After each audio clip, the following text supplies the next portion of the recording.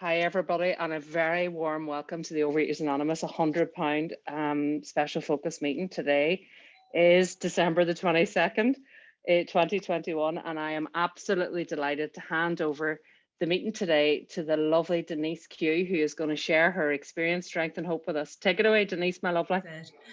Hello, everyone.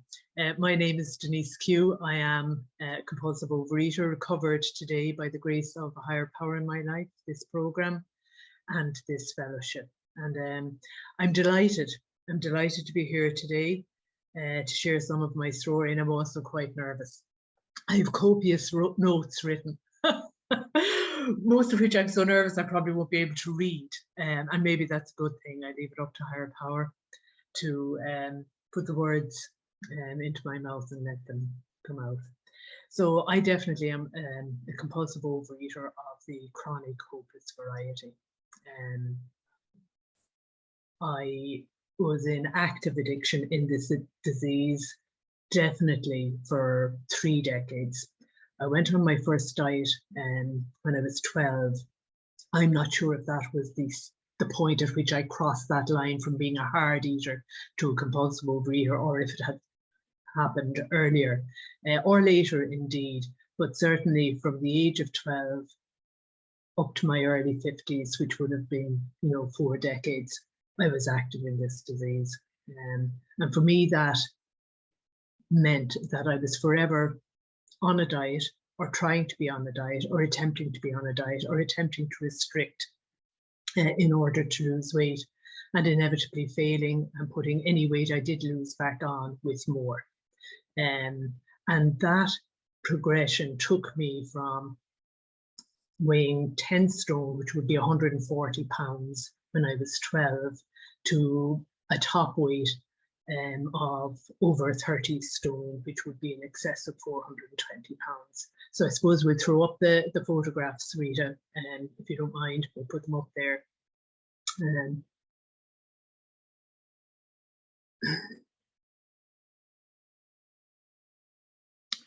So this is me. In the bottom left-hand corner, I was 24. I had just qualified as a solicitor, which is a type of lawyer in Ireland. And that was me after dieting very hard to get down to something approaching normal weight. I was still overweight. At that point, I was, I think, about 40, something over 14 stone. That would be maybe, up against 200 pounds. And the next photograph up, where I'm in purple, and as far as I can remember, because the photograph isn't dated, as far as I can remember, I was somewhere in my 30s then. And I reckon, looking at the photograph again, this was me after dieting and losing weight. And I reckon in that one, I am probably mid-20s, 24, 25 stone, something of that order. And at that, you're looking at maybe, 340, 350 pounds. And the top one, I actually remember very well, because it was the year of 9/11, and I was on holidays in Lanzarote with a friend when 9/11 happened. So that was 2001. And I was definitely talking 30 stone, talking 420 pounds in that one. I got to the point where, there wasn't a scales available to me that would register my weight. And so the heaviest I know I was is 420. I could have gone over that. And then the next one to the right of that is when my nephew and godson had been born, and he is 22 now. So can't do the calculation of the years, but yeah, again, I was at that point very heavy. And the bottom one is me today, coming in now at something maybe a little under 180 pounds. So the physical trajectory of this disease for me was very extreme. I went to being a very, very morbidly obese woman, and I often think it's miraculous, absolutely miraculous, that I didn't have a heart attack, I didn't have a stroke, that I didn't become seriously ill in some way. And being that size and living in the world at that size carries a lot of consequences. Most of them on an emotional level. Yeah, there are lots of physical consequences, but on an emotional level, the damage is very severe. I was the woman who walked down the street with my eyes down, watching the pavement or the footpath, because I could not raise my head and look at other people looking at me and the size I was, because it was too shaming and it was too difficult. I was the woman who dreaded walking down the street and passing a group of youngsters, kids or young people, because they'd be the ones who would be uninhibited enough to point the finger and say, "Oh my God, look at that big fat woman over there." And when that happened, I just wanted to die. I just wanted to be dead. And it certainly kept me out of a romantic relationship. There was no way I was going in and entering that game. And not only because I felt so absolutely ugly and unattractive, but also because I could not ever let anyone get close enough. Let anyone get close, run the risk of someone, rejecting me or someone getting to know who I was. That was never going to happen. And in that awful paradoxical way, while I believed, I could not be in a relationship because I was fat, I was actually fat because I was too damn scared to be in a relationship. And that was part of it, obviously. The main reason I was fat is because I'm a compulsive overeater and I have a chronic disease. But that certainly played a part in it. So yeah, those years, from by the time I hit my early 20s, I was seriously overweight. Up to my 50s, what I call the wilderness years, And my life consisted of working, and I was quite successful in my chosen career, but that was all I could do. I could work and I could eat, and that was pretty much it.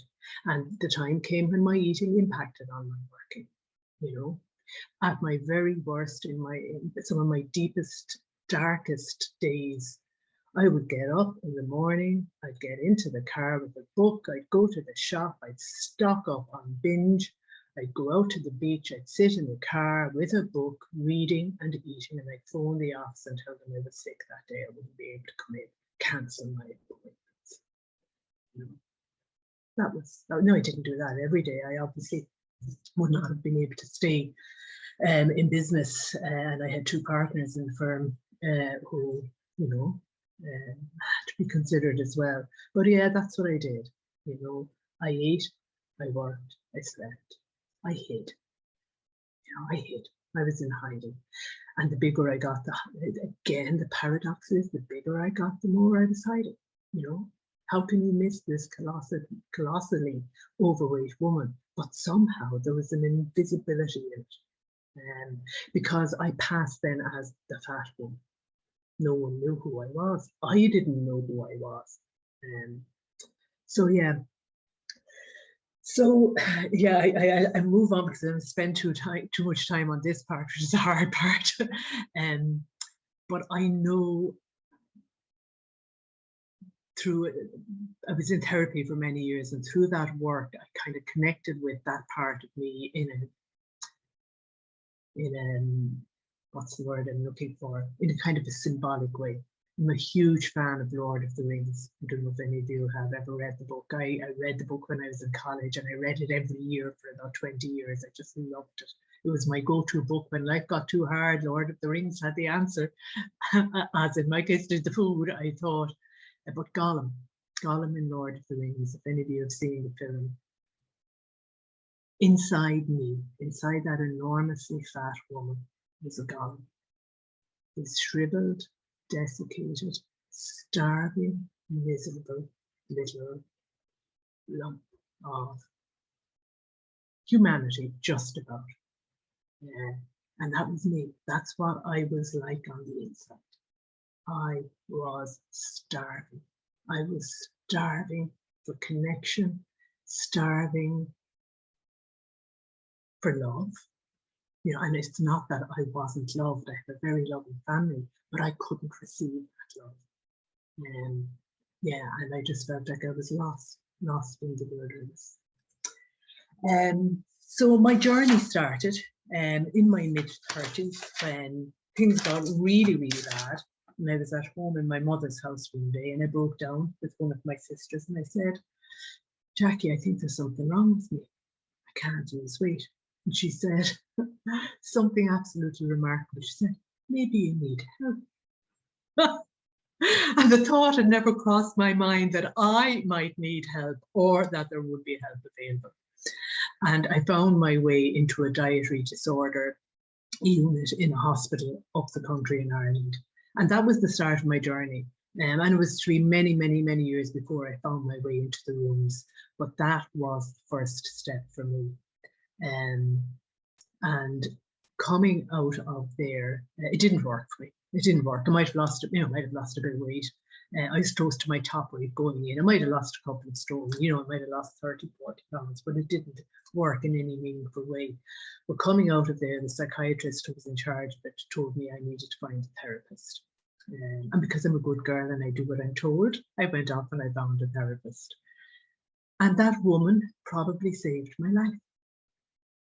I didn't get to grips with my addiction, but I was at that point in my life so bereft and so bewildered and so terrified and so lost. She was the rock I clung to. And I got to learn something about feelings, because up to that point, I could not identify a feeling. I didn't know what angry felt like. I didn't know what sad felt like. I didn't know what happy felt like. They were just all something to be avoided. And I used food to avoid every feeling. But she started helping me identify feelings. And as I say, that probably did save my life. Because I either would have just kept eating myself to death, and it wasn't that I stopped eating, God knows I didn't. I stayed at that very, very, very obese weight for a long time, or I would have reached the stage where life was so painful, I would have killed myself. And while I never, thank God, attempted suicide, I knew how I'd do it. I knew what I'd do. If it got to that point, I knew how I would exit. And I suppose part of what kept me from doing that was I couldn't do it to my family. I couldn't inflict that pain and that grief on them. So eating was the option. And eventually, higher power works in extraordinary ways. Eventually, one day, out of the blue, a leaflet, a flyer came in my letterbox advertising a treatment centre in Dublin. And they mentioned the various addictions they treated, and one of them was food. Now, I didn't really know that I was a food addict. I didn't know you could be addicted to food. I didn't even really know, anything about being a compulsive overeater, but I knew I had a problem. So I went to see them, and I didn't meet with any great success. They didn't want me. They didn't want to take me in. They said, no, they didn't think it was really for me. But the woman I met gave me details of a meeting that was on in that centre every Sunday. And it was an Eating Disorders Association meeting. And she said, you might go to that. It might be some use to you. And so I went the following Sunday. And at that meeting, I met a member of OA who told me about a Sunday meeting in Middleton in Southern Ireland, which would be much closer to me than Dublin was. And she said, it might be easier to get to the Middleton meeting. And I went to the Middleton meeting. And that really was the start of my OA journey. For the first time in my life, I was hearing my story out of other people's mouths. I was hearing people talk about stuff that I identified with. I was hearing people saying things that were like deep, dark secrets to me, things they did with food, how they felt, that I had never opened up to anyone about. And it really was a case of finding my tribe. And I would love to say that was it, guys. I had arrived and I got it. But that wasn't the case, because I spent 5 or 6 years going to the rooms and I wasn't getting it. I was at least 5. I'm very bad on time and dates, but I was at least 5, probably 6, I could even have been 7, I don't know, years, going to that meeting, traveling from Waterford, a 3-hour round trip every Sunday to that meeting, and getting little bits of abstinence in the sense that I wasn't binging and I wasn't picking up my triggers, but not getting any consistent abstinence. And I'd be back after a few weeks, you know, having had, you know, thought I have it this time I've got it. And I'd be back a few weeks later saying that I was back in the food. And there's one really important thing about that for me. The only reason I could keep going back to that meeting, because I was full of shame at not getting it, the only reason I could keep going back was there were other people in that meeting who were struggling and who shared the fact that they were struggling, who shared the fact that they had relapsed, who shared the fact that they were back in the room. And that gave me permission. That gave me permission, number 1, to keep going, and number 2, to be honest, because I would not have the courage to go in there and say, I am back in the food if I was the only one. So I think that's really important. Those people did me a huge, huge service, because I couldn't have kept going had I felt I was the only one who was struggling. So after my 5 or 6 years, during which I made some very good friends, and during which time, more than once, very kind and courageous members suggested to me maybe I was one of those people who might need treatment, you know, because some people do.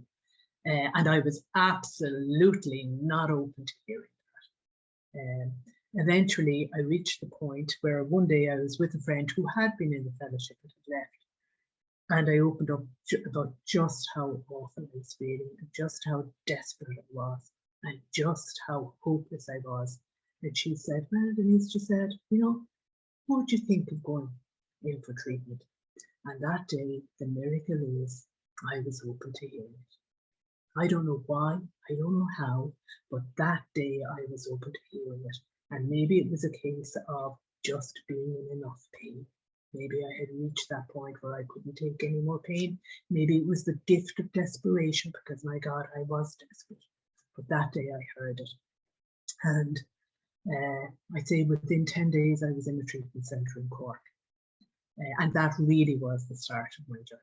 That really was the start of recovery. I'm just going to ask whoever is keeping the time, just give me some idea of what the time is at the moment, because I lose track and I don't know where I am in terms of time. Denise, I'm Caroline. I'm keeping the time. You've 12 minutes. 12. Thanks very much, Caroline. Yeah. Right. So I went into a treatment centre in Cork. I was the only foodie. Most of the other clients there were young fellas, you know, young men of 20 or 30 who had alcoholic problems and drug problems and all sorts. And there I was, this middle-aged woman in with these young lads. And I remember still to this day, in group, not that long in, maybe 3 or 4 days in, sitting in the group session with these young fellas. The thought crossing my mind, because if I had met these young men out on the street, I'd have crossed the road to avoid them. I would have been scared. I would have been keeping well away. Thank you very much. I was sitting there and the thought kind of landed on me. These are basically fairly decent young lads. These are nice fellas. And you know, they might be, you know, they might have done some stupid stuff, but they're basically decent. And on the heels of that came the thought, you know, Denise, maybe you're decent too. Maybe you're not so bad either. And that really was a turning point for me. I am conscious of the time now and I have an awful lot more to say. I better get on with it. I spent 5 weeks in the treatment centre. I can put my hand on my heart and say I have not had a binge since. And that I think is about 9 years ago. Now, I am not saying I have had perfect abstinence since. I have not.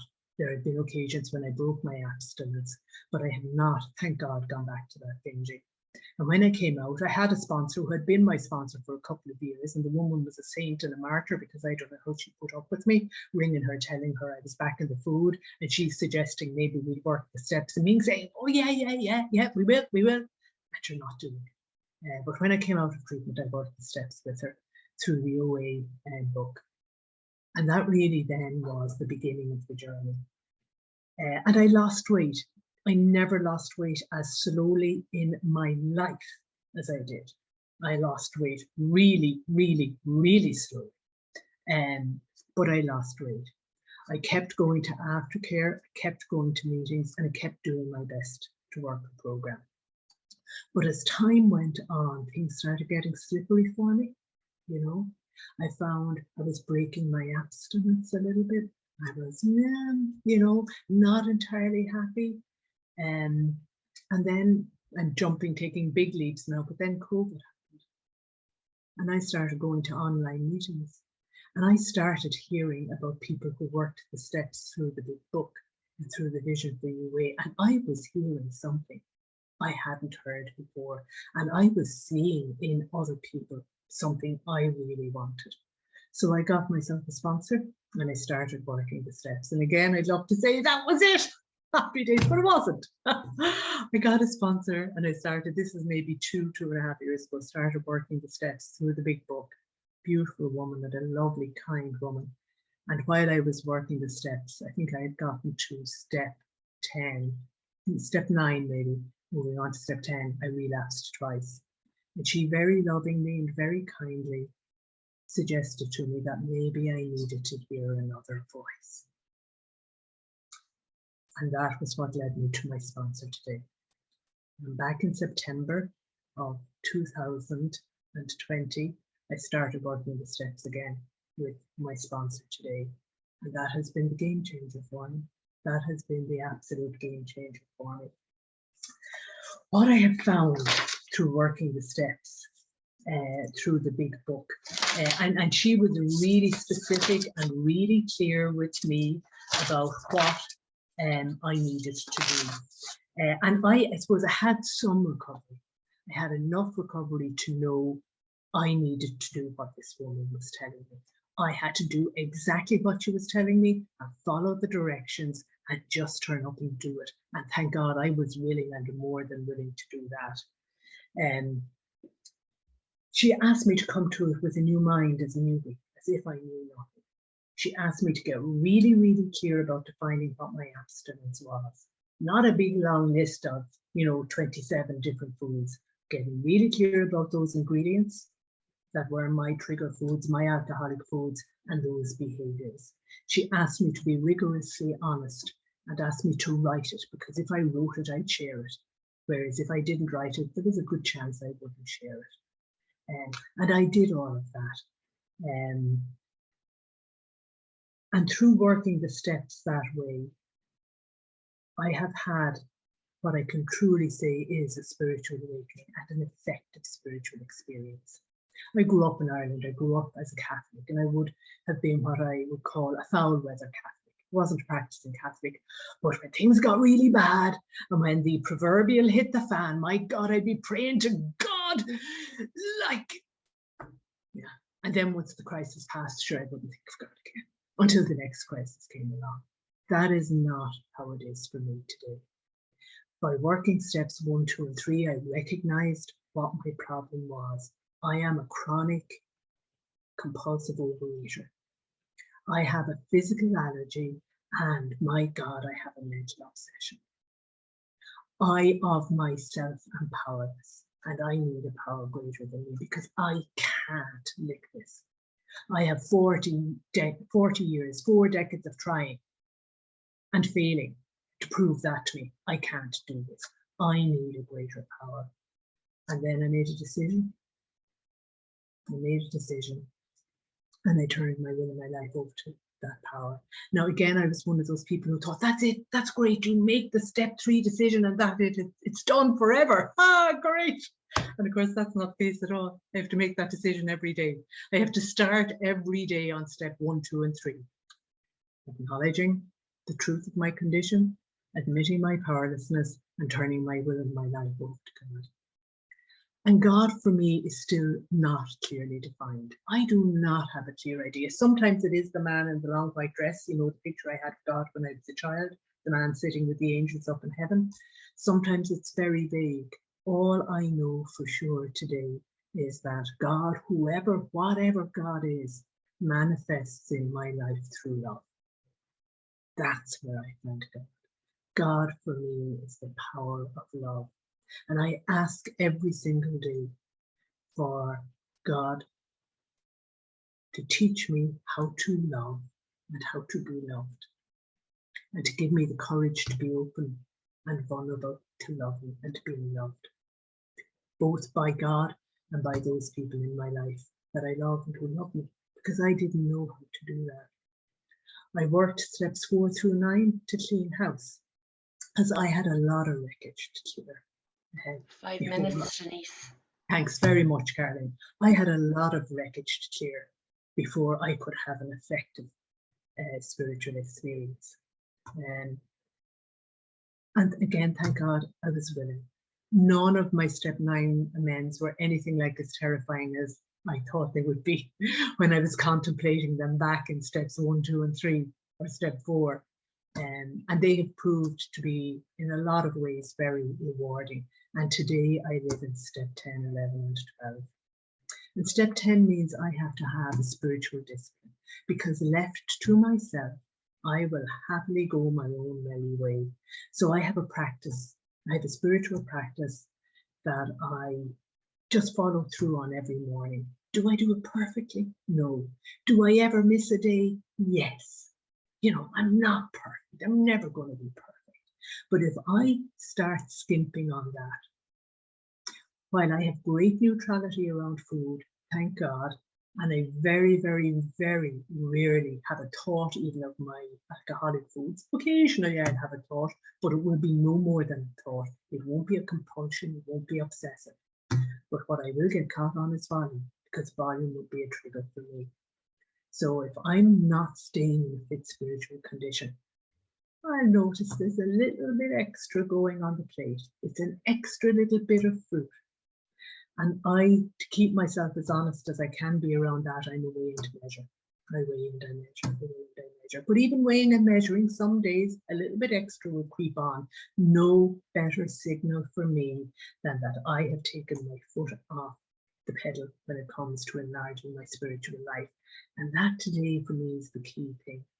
My disease is progressing. Every day I'm in recovery, my disease is progressing. So for my recovery to keep ahead of my disease, my spiritual life has to recover. My spiritual life has to be enlarged. I have to stay working my program. I have to keep going deeper and deeper and deeper to the next level. And there is always another level. And I will never have it all, ever, ever, ever. I'm struck in the big book by how often it uses the word begin. We begin to. We begin to, we begin to. You know, we begin to lose our fear. Fear would have been a big driver for me, driven by fear. Do I get fearful today? Of course I do. But today I have a program to work on that fear. Resentments, do I get resentful? My God, I can pick up a resentment in the blink of an eye. Today I have a program to work on that, so that I don't have to stew in it. And once I keep doing that, I keep myself unblocked. And I'm going to finish on this because I must be nearly there on the time. And of course, I have probably about 5 times the amount I've said written down. I was going to tell you everything. Am I there, Caroline? Yeah. 2 minutes. I'm finished on this. In terms of that spiritual practice, you know, and that relationship with the higher power, some days I have what I call the days of quiet joy. And I'm absolutely connected, absolutely connected. And I know what it is to be at peace. I know what it is to be serene. I know what it is to feel well in myself. Do I have that every day? No, I don't. Of course I do. No one does. The least addicted person in the world gets that every day. But I have it some days, and I know what it is. And for me to keep building on that, I have to go within. It is only when I get still and quiet in myself, get to that place where I'm still enough and quiet enough, and that's all about my head. It's about coming out of my head and coming into my heart. When I get to that place, that's where I get connected with the higher power. That's where I meet that. And I call that place for myself the holy ground. That's my holy ground. When I'm there, when I'm connected. And my job then is to turn up and do my best to do that every day. Some days I get it and some days I don't, and that's okay. All that matters is that I keep turning up and trying every day.